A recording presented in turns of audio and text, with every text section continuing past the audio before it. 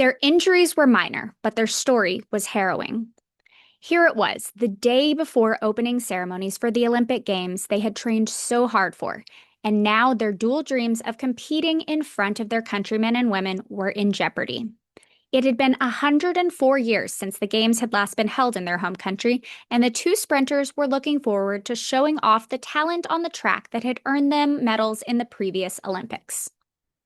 But then, as they sped toward Olympic Village to complete mandatory routine drug testing, their motorcycle had been involved in an accident.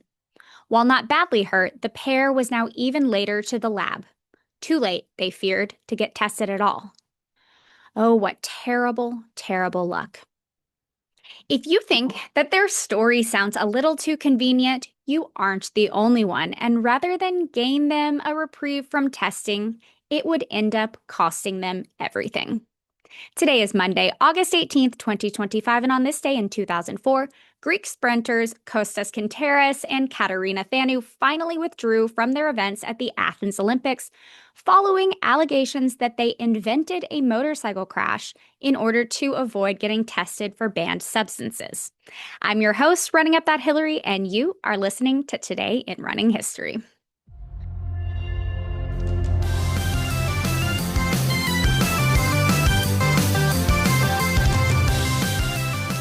Katerina Thanou was born in Athens in 1975 and began her running career as a teenager. Her first notable win was at the European Indoor Championships in 1996 when she took first in the 60 meters. In 1998, she set a Greek national record in the 100 meters, and the following year, she became the first Greek woman to run a 60-meter sprint in less than 7 seconds. Thanou won the silver in the 100 meters at the 2000 Olympics in Sydney, then finished second and third in that same event at World Championships in 2001 and 2003, respectively.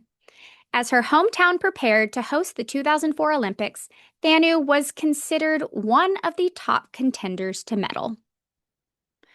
Thanou's training partner, Konstantinos Kenteris, was born in 1973 on the Greek island of Lesbos.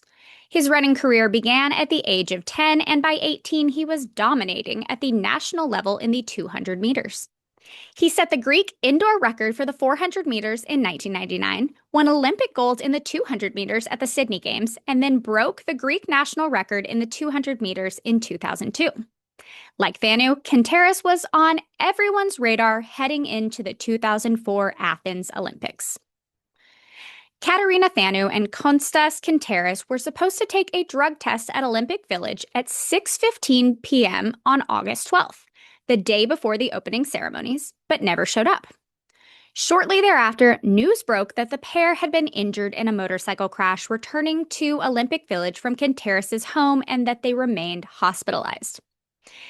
In hindsight, it's hard to fathom what they expected from the IOC. It can't be that they believed that no one would bother drug testing them at all, so the most likely answer is that they hoped to gain as much time as possible so that any substances wouldn't be detectable. But if not detectable, how would they be an asset in competition? Regardless of their plan's purpose, it didn't work. The IOC was immediately suspicious and launched an investigation into the Greek sprinters and their alleged crash that very night. At this point, Thanou and Kenteris were portrayed as heroes by their countrymen, and the Greek public showed up to the hospital in Athens to show their support. Kenteris was supposed to be lighting the Olympic cauldron at the opening ceremony, but on August 13, the pair's lawyer confirmed that neither would be attending due to their injuries, a true Greek tragedy. The next day, both athletes remained hospitalized, but doctors confirmed the extent of their injuries. Kostas Kenteris had minor injuries to his head, neck, and legs, and Katerina Thanou supposedly had scratches and abdominal pain. When that news came out, suspicion intensified, and Greek authorities launched their own independent investigation. When the Greek police began looking into the crash, they found nothing at all. No police report had been filed, and they could find no witnesses to the crash itself. Then it came out that there were several hours missing between when the two sprinters claimed the accident occurred and when they were actually admitted to the hospital. And then there was the fact that both athletes remained hospitalized for a full 4 days, which doctors confirmed was not medically necessary.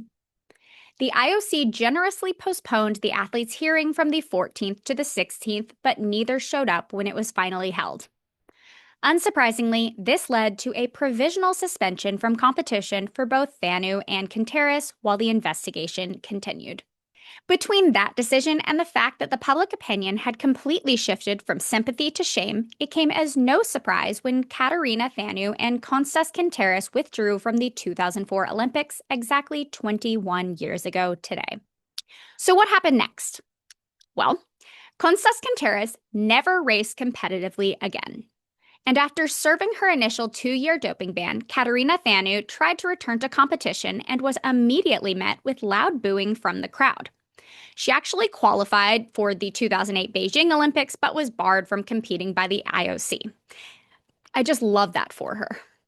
In 2009, the two disgraced Greek sprinters were tried in court for the scandal, and 2 years later, they were both convicted of perjury and sentenced to 2.5 years in prison. Neither ultimately served even a day of their sentence, as the court's decision was immediately appealed and ultimately overturned.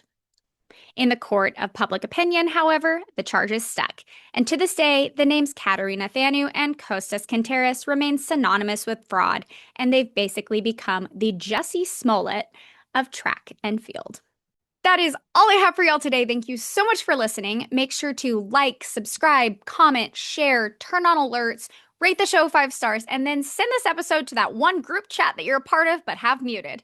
Then join me tomorrow for a conversation with the Boston Marathon champion and former editor-in-chief of Runner's World, who wrote the book that first inspired this very podcast. I'm your host, Running Up That Hillary, and this has been Today in Running History. Gold in the 200 meters at the Sydney Games. At the game. That one game. Okay. Katerina Thanou and Oh my god. I can't do names. Oh my god. Okay. Loud booing from the cloud. That doesn't even make sense. Oh my god. Okay. As the court's decision, oh my god. Okay. You know how like they say, oh, it's all Greek to me? And that's like, if you can't speak a language, like that's what this is, except I'm trying to speak English. It's about Greek sprinters, but this is supposed to be English. Okay. And 2 years later, and then 2.5 years in prison. Okay. The court's decision was, God dang it. Of Runner's World. Oh my god. I can't do it today. The